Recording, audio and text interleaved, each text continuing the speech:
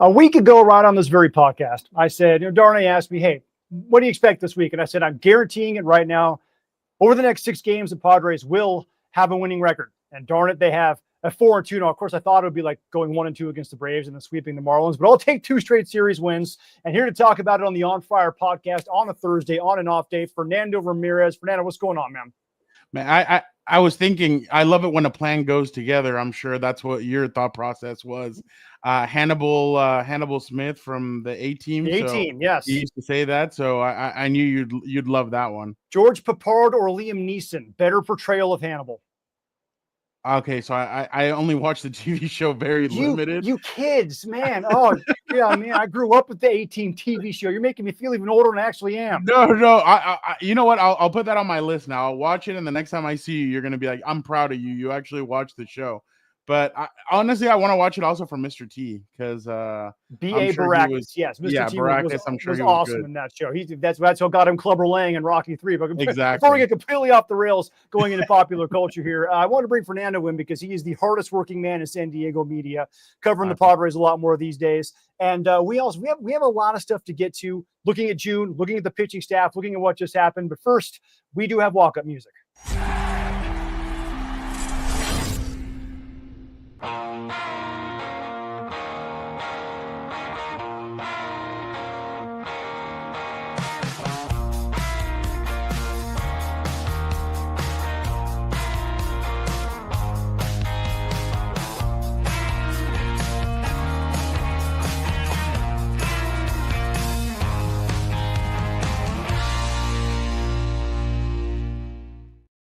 Okay, OGs, sponsor of the On Friar Podcast. I want to, of course, always say thank you to OGs for hooking us up with everything they do. Big supporters of NBC7. If you got a game to watch and you're hungry, go to OGs. Or you're thirsty, go to OGs. It's very simple. They have lots of specials. They're bringing out new ones every single week. Okay, Fernando.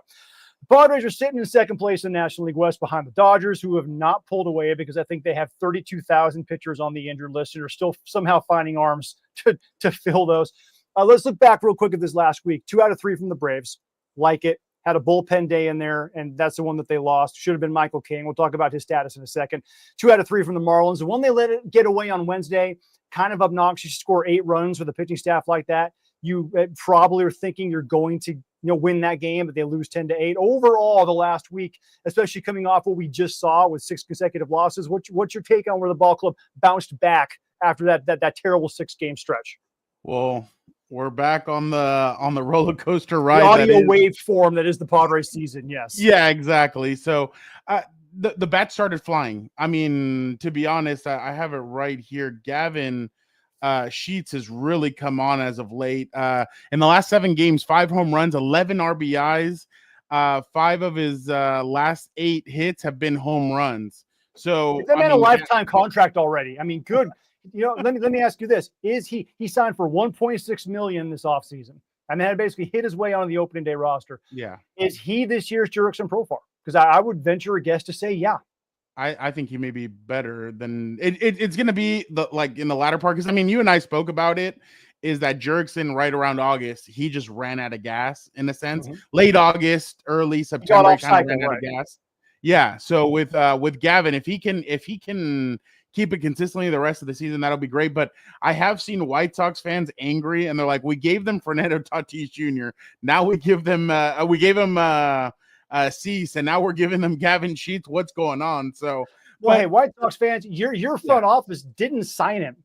They let him go. Anybody could have signed him. They just said bye, and the Padres were smart enough to pick him up. Don't get mad at us for that one because you're dumb. Well, and the thing is that the Padres, their strength has been the pitching.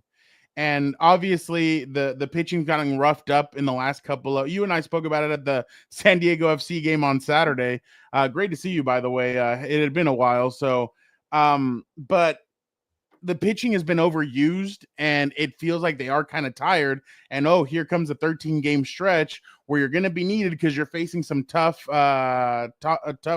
competition. And then, hey, Michael King's not here. And then Darvish, who knows when he's going to come back. So it is going to be a rough stretch for them. But the one thing that's good about the way they've played recently is the bats are starting to fly. Manny Machado is hitting, I think, 321 right now, I believe. I had that written down. So I mean, if they can consistently keep on hitting the way they are and the way they're getting on base, then and then I think Bogarts had a good day a couple of days ago, 3 for 4 against the Marlins. So if they can just keep that going, they can wait out the pitching and hope that the pitching can get it together. But as of right now, it seems like hitting is going to be their strong suit for the time being. And that's, you would like to hope and think that, and they've shown the ability to do that. Man, Fernando, I look at the long stretches this offense goes, though, of complete punchless ineptitude. And I go, man, if you have to rely on this group to consistently, outslug teams, that gives me pause. Because again, they've shown all the ability in the world to do it, especially when everybody's healthy and the lineup is clicking and everybody's in it. But man, you had a couple of long stretches now, 27, 30 innings without scoring a run, scoring 2 runs in a 3-game series. Like we've seen that a couple of times. I hope it doesn't rear its ugly head again. And again, as we get deeper in the season, weather warms up at Petco Park. Offense tends to get a little bit better, especially for the Padres. And I'm glad you brought up Manny Machado, because people say he's having a sneaky good season. Anybody who thinks this is sneaky has not been paying attention. Because Manny Machado, his career is always, he's pretty good in April, okay in May. And May is his worst offensive month. When June hits, Manny becomes Manny, and he just goes. That's when the power comes. What's been different about this year is he hasn't had the slug like he usually doesn't, but he's still putting the ball in play, right? He's still got a plus 800 OPS. He's been good at doubles, singles, moving the line, right? He's had a lot of high profile at bats with his scoring position, and maybe he hasn't capitalized on all of them, but he's been really, really good. And Manny Machado was a superstar. Manny Machado was on a first ballot Hall of Fame trajectory. Nothing should surprise us or say he's sneaky if he's doing the kinds of things he's doing with the bat this year. I don't like using the word sneaky, to be honest, especially when it comes to a lot of people say use that word. I know you have, but a lot of people are like, oh, sneaky. Yeah. And I'm like, no, he's not. He's just good. Yeah. And I think this year it's been more about the batting average than it has been the home run. So I feel like that's maybe where people are going based off of, is because his batting average is up. Home runs are a little bit down, but in the last few weeks, he's hit, I think, 3, and one of them was a clutch home run in Atlanta that you really needed. But yeah, no, Manny's being Manny. Fernando, I think he's still tinkering with that swing. At times you kind of see him, he's doing that. I'm like, just get out of your own head and play baseball. We know you're good. You're a 6'3" freaking wide receiver looking beast of a human being. He looks just like go AJ out there Brown. and swing it. Huh. He looks like AJ Brown. Yeah. No, that's exactly what he looks like. And just go out there and swing the bat. Like, you don't overthink it, because there's times, man, against, I can't remember which, the walk-off homer that he had, where he just throws the bat up and he's like looking at it, kind of admiring it. You're just like, yeah, that's exactly what you need to be. Don't overthink this. Just be who you need to be. But Jackson's another guy that I feel like they're going to need to kind of get it going too. I know he came back from the injury. He's been kind of up and down. He had a homer a couple of days ago that was pretty good, but I'm sure Jackson's going to still find his rhythm, and they're in a good spot because nobody's pulled away in the NL West. Nobody's pulled away. Everybody thought the Dodgers were going to go 162-0, and they've lost a couple games. So they're in a good spot. It's just that, like you said, I mean, going to their calendar, you face the Pirates this week, and then you go at Giants for a 4-game stretch, at Brewers, and then you come back for the Dodgers, and then you go to Arizona, and then you go to the Dodgers. So that's just a really rough stretch. That's going to show you exactly what kind of team you have, and what kind of team they're going to have, especially, like I said, who knows if Michael King will be back. Yu Darvish, I think, is still he's probably a ways away, huh, Derek? Yu is a scary one, because he had that trip. He was building up. He has a start at AAA, and that was May 12th, something like that. He hasn't been on a mound since. Right around that's because he had a little bit of soreness after that. That's the scary part. They were hoping to get him back for this nasty stretch in June that we keep alluding to, that you just kind of broke down for us. That's the one that you're going, okay, if he had one start and felt some soreness, and it's not just your normal soreness, because typically, guys hasn't thrown for a little while, he goes out and he throws a little bit of soreness. Okay, it's going to happen. But if it's 17 days later and he still hasn't thrown, that's not just soreness. That's something is wrong. And Yu Darvish is so in tune with his body. He understands when something is legitimately not working for him or not in its proper working order. So that's the scary one. The Michael King thing, I don't know what to make out of it, because as Mike Schill was saying, is okay, it's a shoulder where they think he slept on it wrong. He felt a little knot in there. Is it just a little tweak? Is he get a deep tissue massage? Is it thoracic outlet syndrome? What is happening with Michael Schill, with Michael King? So that one I think probably hopefully will get resolved, because it seems just kind of freaky and fluky. Hopefully he'll come back. So where we're at right now, what the Padres have is, you can rely on Nick Pivetta. We're pretty sure right now we can rely on Dylan Cease. He's figured out who he is again and is pitching like Dylan Cease of old. I think that one's okay. And man, Randy Vasquez, can we give some love to Randy Vasquez?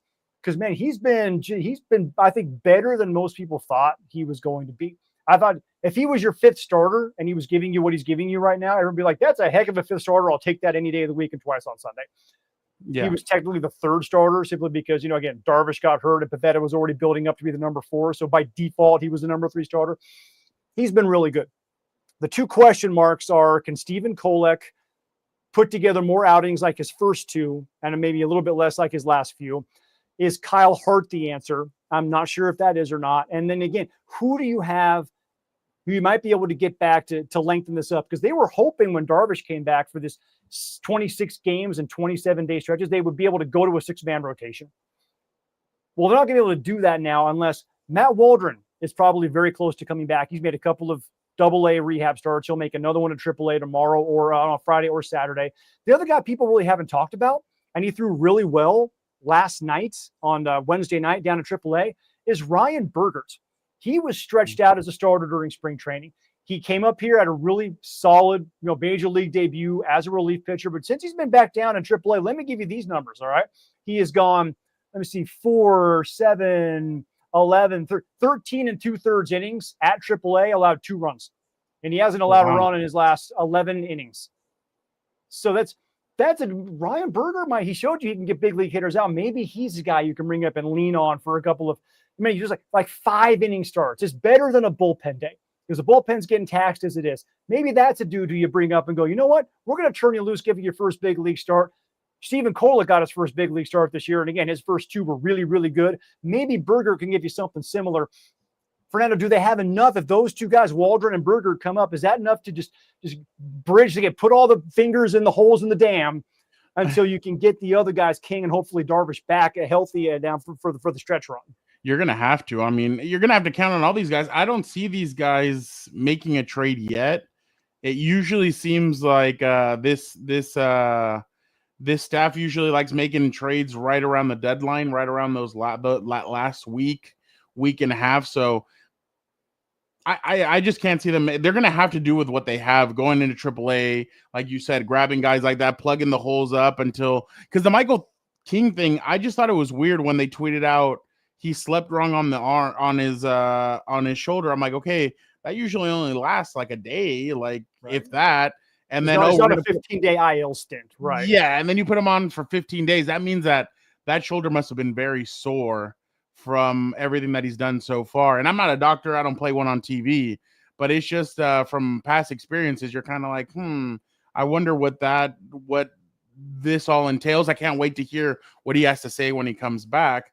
But essentially, there's no other way to put it other than they're going to have to make do with it. That's all you can really do. And I don't know if they're going to do more bullpen days. I don't think that's what they should do, obviously, because that's what's kind of hurting them. Or the bullpen is kind of tired and everything. But, man, I'm really interested to see what Schild and these guys are going to do, because they're right now, like we said, they're in the thick of it, and they're going to have to rely on matching points on the scoreboard, obviously, because the pitching is just and that's what we thought was their strong suit going into this year. And as of right now, it just in the last few weeks, it hasn't been their strong suit. Yeah, the bullpen was really good to start the season. 1.9 or something like that. Yeah, they had like 1.65 ERA over the first 2.5 weeks, 3 weeks, something like that. They were tremendous. That 14-3 start was what the Padres are capable of at their best, because the bullpen was locked down, the starting pitching was really good, and the offense was clicking. That's what this team is capable of. Then a bunch of dudes got hurt. The bullpen started to hit a little bit of a rough patch. couple of defections for injury in the starting rotation, and they've been not at their optimal health-wise. So I hear a lot of people asking the question, well, which one are they? Are they the 14-3 team or the one who's gone basically 500 since? And everyone's, well, Andrew's in the middle. Yeah, no duh, it's in the middle. Which is it closer to? I would have to say it's closer to the 14-3 team. I think this is a team that can, out of every 17 games, go 11-6. I think that's what they're capable of. By the way, that's about a 95 win team. So that's what they have shown me that they can be. And that's what I think they will for the rest of the season probably end up being. But man, this stretch that you just talked about, man, you get 3 against Pittsburgh here at home. They don't have to face Paul Skenes. Thank goodness. Oh, I have something on him, by the way. I have to ask you in a little. I'll wait till the end of the show. Yeah, we're talking Skenes here. Let's go. Okay. So Skenes' girlfriend, this is pop culture. His girlfriend is an LSU gymnast. She's really famous. Very well, yeah, you can guess. So she posted that. I don't know.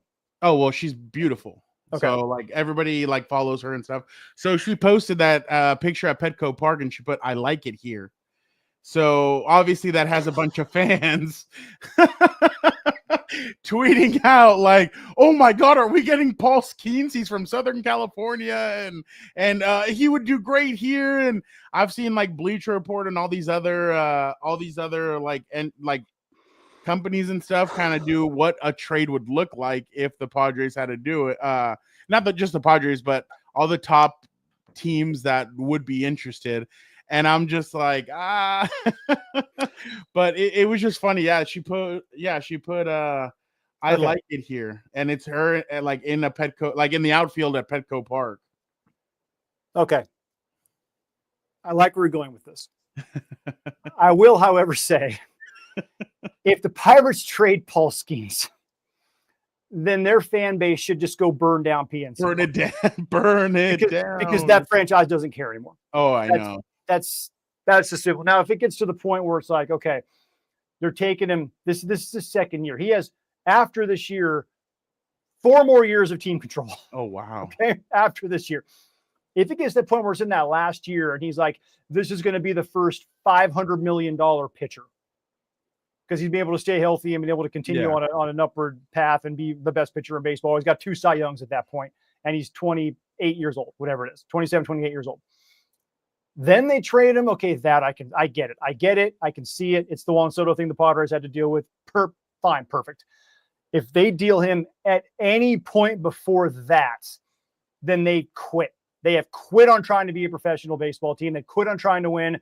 No one should ever sign there. No one should ever go to the games. That is waving the white flag for all eternity. That being said, that sells tickets and jerseys for them. You know, I mean, you've had guys like Pat McAfee who are from Pittsburgh. You've had other people that are from Pittsburgh that are like, dude, just sell the team, give it to somebody who actually gives a crap. And like you said, if they traded Paul Skenes, that's basically you saying, yeah, we're okay being mediocre and being at the bottom. And when that guy is the reason why, like when he pitches, you could tell the people flood the stadium to go watch him. Right. And I don't even care what you get back for him.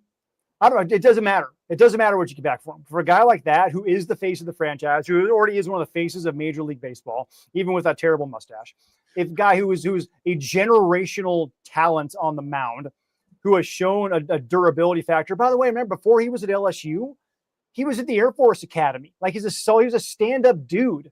Like he's like a good guy who wants to, help and be great on military appreciation days and be good in the community. Like he's everything you want prepackaged in a baseball player. He should not have beaten out Jackson Merrill for the Rookie of the Year award, but he's really, really, really good. Okay. Everyone needs and wants a guy like that. You could, if they try to spin it as, oh, look at the return we got for him. We got 3 starters and 2 position players and then 2 more prospects. Okay. But all of those guys are not going to be as good as Paul Skenes. They're just not.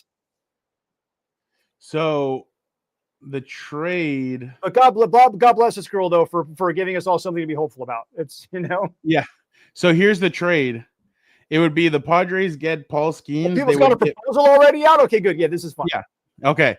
So you would give up Leo DeVries, Ethan Salas, and Cash Mayfield. You're talking about like right now? Yeah, like that's a potential trade that Bleacher Report put out. It would be Paul Skenes for Leo DeVries, Ethan Salas, and Cash Mayfield. Okay. Leo DeVries, I love the kid. Ethan Salas, I love the kid. I've talked to both of them. I love the talent. They are going to be really, really, really, really, really good. Salas dealing with stress reaction in his back right now.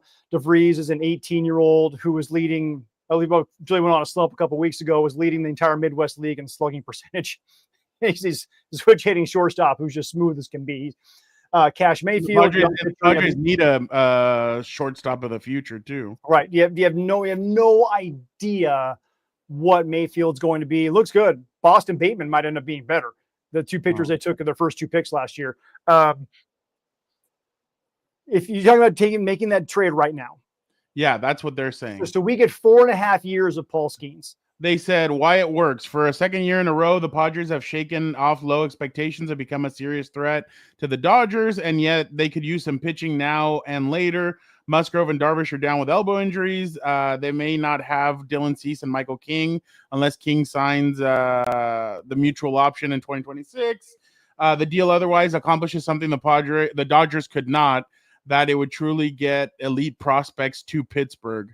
And then why it wouldn't work, they say that that the shortstop is really good and that the Padres may not want to do away with such a blue chip prospects. So, and that they feel like the Pirates may be able to get more out of another team, like more guys that are ready to go now instead of guys that are going to be ready to go in like 2 years or something like that. The Padres have got close to $15-16 million worth of signing bonuses in those 3 players. Yeah. In Salas, DeVries, and Mayfield. For 4.5 years of a controllable Paul Skenes. Oh my God. I can't believe I'm actually entertaining this, but I wonder what fans would say. I think that's 4.5 years of Paul Skenes. Yeah. When you can win now. And because you're losing Cease next year. Here's the thing: you're losing Cease next year. Yeah. You don't know what the future holds for Darvish. You don't know what the future holds for Musgrove because of the coming off of Tommy John surgery. if you can get you to come in like last year towards the end of August and heat up the rest of the way like he did even in the postseason, that would be great. And then obviously, like you said, you have Skenes, you have King, you have him, and then you have all these other guys that are you got Pavetta. I'm talking about your rotation this year is really freaking good. Your rotation next year becomes Skenes, Pavetta, hopefully King, if King can re-sign. Cease is gone. Vasquez and hopefully Darvish, or you could find somebody else on the scrap heap. I know the kind of Pavetta kind of Wouldn't contract. Musgrove be back next year? What's that? Musgrove would be back, wouldn't he? Well, yeah, Musgrove's back next year. Correct. Oh God. I really put you through the ringer with this one. You know what, dude? You're doing it. I hate it because I don't want to be a prospect. I don't want to sacrifice the future. But again, the future is 4 years of Paul Skenes, a known commodity. You've also got Jackson Merrill for the long term, Manny Machado for the long term, Fernando Tatis Jr. for the long term. Unfortunately, Xander Bogaerts for the long term, Jake Cronenworth for the long term. Jake's been swinging the bat really well too. Maybe you can bring Gavin Sheets back on a team friendly deal. You know what? No, I do it. I do it. Man, just because the potential for that kind of electricity every time he starts, man. No, it not just that, but like, I mean, I know bats is what they needed in that Dodger stretch in the playoffs, but you do need a pitcher like this guy because when it all kind of went south is when they lost Musgrove. Losing Musgrove hurt because then you had Cease go earlier than what you wanted, and then it all just kind of unraveled out of there. So that was really what cost them. And I mean, if you can get this guy again, or if you can get this guy, dude, you're really like that pitching group, if healthy, is just so freaking good. They're so freaking good. Dude, who came up with all this? This is all based basically on one social media post from his girlfriend. Well, yeah, but like Bleacher Report just has it for like 8 different teams. So for the Dodgers would get Skenes and they would give up Josue de Paula, Dalton Rushing, and Alex Freeland which is their prospect number 1, 2, and that's 4. not as good as the Padres package. And then Philadelphia Phillies would give up Andrew Painter, Aiden Miller, and Mick Abel. The Chicago Cubs would give up Matt Shaw, Cade Horton, and Owen Casey. I covered Casey one time. He was a good guy, nice guy. Former Padres draft pick. Yeah. Matt, and then the Tigers would give up outfielder Max Clark, their number 1 prospect, Kevin McGongley, their number 2, and then Thyron Lironzo, their number 5 prospect. The Orioles would give up Grayson Rodriguez, Samuel Bazal. Take the Orioles out of it. The Orioles are out. The Orioles are that's not going to work. They're and then too far out. The Red Sox would give up Roman Anthony, their outfielder, number 1 prospect, Franklin Arias, their shortstop, and then Luis Perales, their right-hander. So those are essentially, they put all the big teams and they excluded the Yankees and they excluded the New York. Have the high-end prospects right now to make pulled off, unless you want to add like a Jason Dominguez or something. You're right. The Philly Painter is going to be really good. The Phillies are in that mix. If you're talking about just the trade packages, it's probably the Padres, the Phillies, and the Tigers. And oh, by the way, Paul Skenes next to Tarek Skubal. Oh my God, that's dangerous. It's just crazy that after 1 year they're already talking about, hey, yeah, this guy might. I mean, I know the organization's already, but that's the crazy part too. The organization's already come out, I think, twice and said that they're not trading him, and it's like, well, where there's smoke, there's fire. Why are people asking it? Well, but isn't it because somebody says something on social media, and then of course it has to be the truth? Maybe. Isn't it fun though to speculate on it? That's why this happens, because you hear one thing like that, and he can't force his way out at this point. He can't. The only thing he could do is go to Pittsburgh and say, listen, my girl loves it in San Diego, somewhere else. We're not going to be here long term. I'm going to tell you, you're going to get me for my contract of 6 years, and then I'm gone. I'm going to tell you that right now. So what's it worth to you? Because this is when basically what sets the clock is the earlier you can get a player like this, the more you have to give up to get him, which is why all these prospect packages, like if you'd have given me that prospect package for Juan Soto 2 years ago, I'd have said, go F yourself. There's no chance. Even for a guy like Juan Soto, because it was basically a year and a half of control, right? Yeah. You're talking 4.5 years of a guy who by the way, Paul Skenes right now, 2030. 2.15 ERA, better than a strikeout an inning. He's got a 4-5 record because his team is so bad. Like, dude, he can go to them right now and say, either build around me or get me the hell out of here, because you've never shown the ability to build around me, build around anybody. Not since they had Doug Drabeck, Bobby Bonilla, Andy Van Slyke, and Barry Bonds in the early 90s. Have the Pirates been able to build anything of consistency? And they ran into the Braves all those years, so they had kind of were blocked. It was like, the Peyton Manning in the AFC with Brady. It was really tough to get past that. They have not been able to show any ability to do anything to build an entire team since then. So I remember when if you went them and said, hey, I'm out, go ahead and get something for me now. I remember when Juan Soto came to San Diego, it was very loud. I feel like if this dude was like came to San Diego, it'd be seismic. Like I've been in San Diego before in the stadium when my phone starts telling me, hey, there's a lot of noise around you, make sure it's not safe, and you're like, oh well, there's nowhere for me to go. So I know how loud it gets, but man, that would just, it's fun to speculate. That's why we have a lot of fun, because we speculate this stuff. Let me ask you real quick, the Juan Soto trade, do you feel like the Padres won that? Yeah. Okay. Yeah, I do.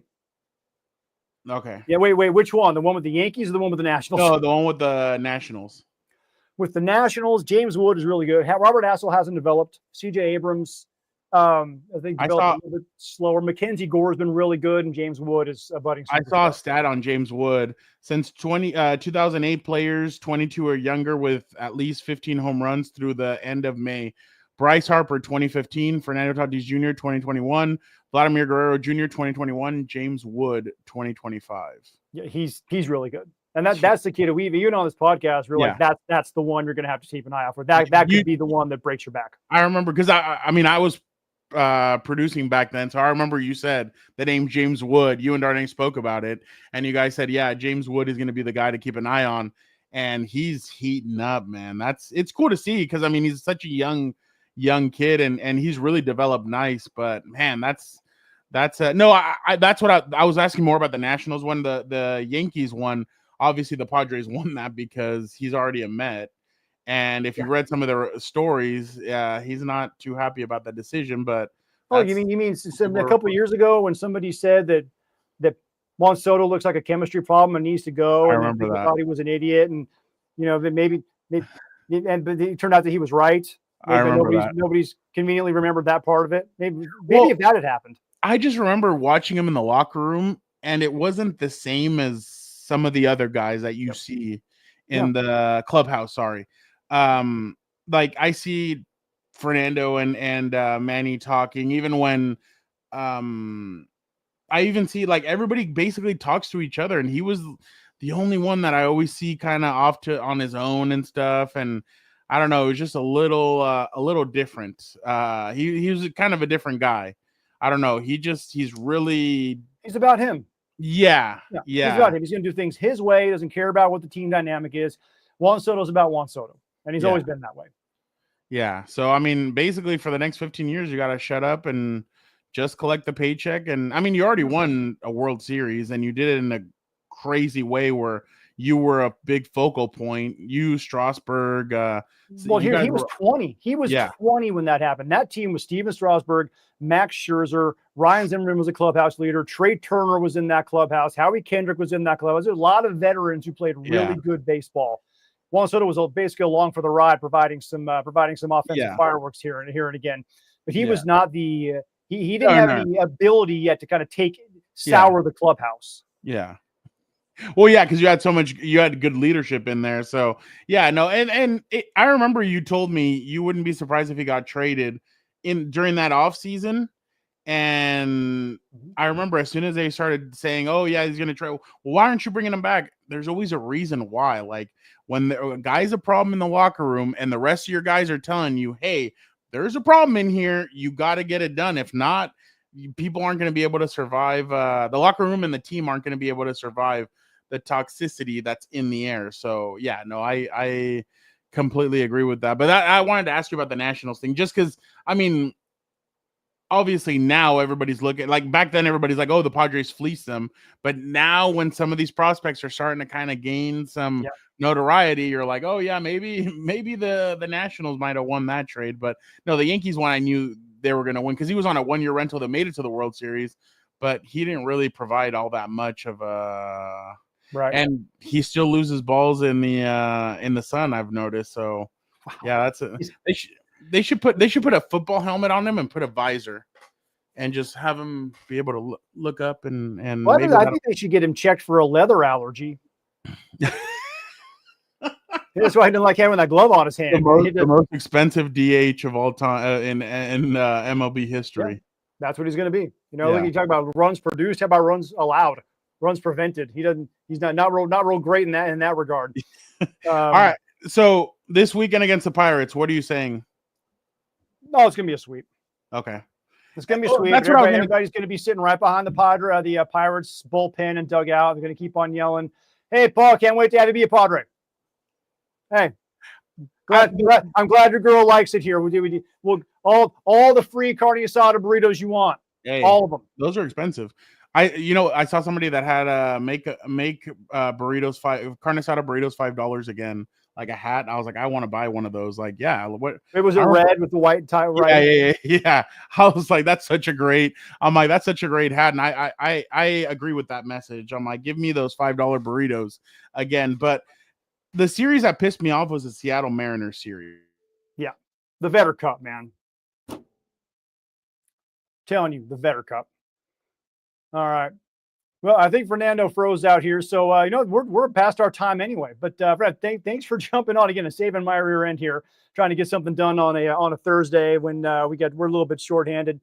Everybody, thanks for watching. Padres going to sweep the Pirates this weekend and then head out on the road. And oh, by the way, you know what happens? They go to San Francisco for 4, to Milwaukee for 3, and then Monday, June 9th, the first of three for the entire year. against the Dodgers. I'm sure we will be hanging out a whole lot out there at Petco Park watching for what's going to happen with that one. Thanks, everybody, for watching and listening. We will check you next time. Go Padres.